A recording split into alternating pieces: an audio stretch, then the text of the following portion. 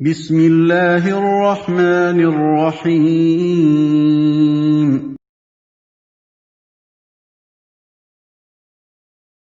وَإِذْ أَخَذْنَا مِيثَاقَكُمْ وَرَفَعْنَا فَوْقَكُمُ الطُّورَ خُذُوا مَا آتَيْنَاكُمْ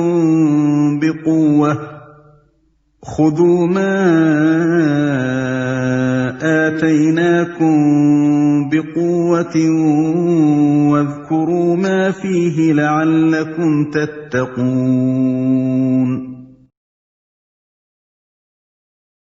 یاد کرو وہ وقت جب ہم نے طور کو تم پر اٹھا کر تم سے پختہ عہد لیا تھا اور کہا تھا کہ جو کتاب ہم تمہیں دے رہے ہیں اسے مضبوطی کے ساتھ تھامنا اور جو احکام و ہدایات اس میں درج ہیں انہیں یاد رکھنا۔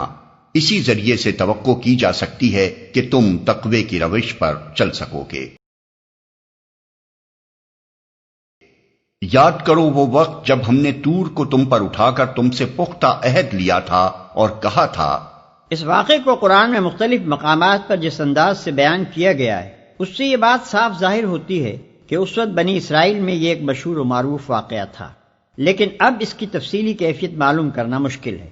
بس مجملاً یوں سمجھنا چاہیے کہ پہاڑ کے دامن میں میثاق لیتے وقت ایسی خوفناک صورتحال پیدا کر دی گئی تھی کہ ان کو ایسا معلوم ہوتا تھا گویا پہاڑ ان پر آ پڑے گا۔ ایسا ہی کچھ نقشہ سورہ اعراف آیت 171 میں کھینچا گیا ہے۔ ثم توليتم من بعد ذلك فلولا فضل الله عليكم ورحمته لكنتم من الخاسرين۔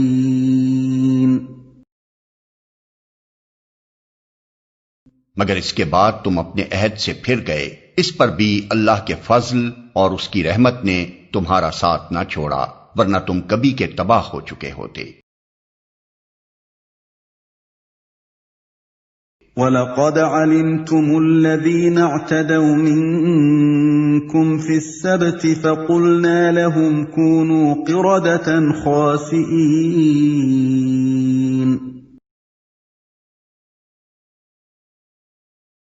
پھر تمہیں اپنی قوم کے ان لوگوں کا قصہ تو معلوم ہی ہے جنہوں نے سبت کا قانون توڑا تھا۔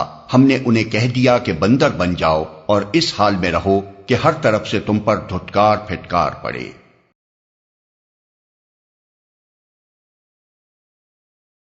پھر تمہیں اپنی قوم کے ان لوگوں کا قصہ تو معلوم ہی ہے جنہوں نے سبت کا قانون توڑا تھا۔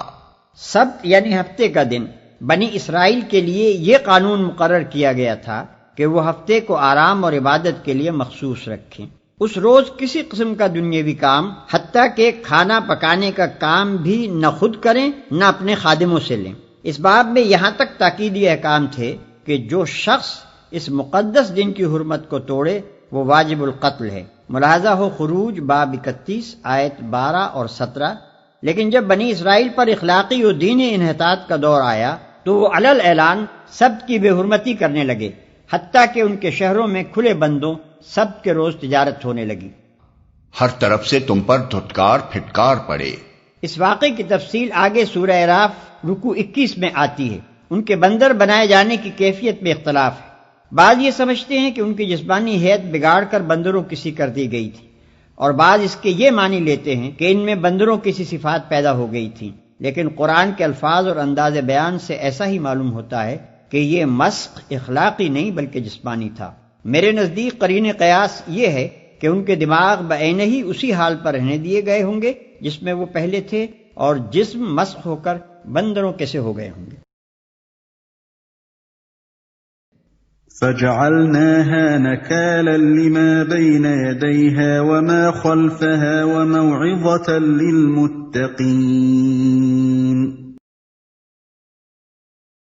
اس طرح ہم نے ان کے انجام کو اس زمانے کے لوگوں اور بعد کی آنے والی نسلوں کے لیے عبرت اور ڈرنے والوں کے لیے نصیحت بنا کر چھوڑا۔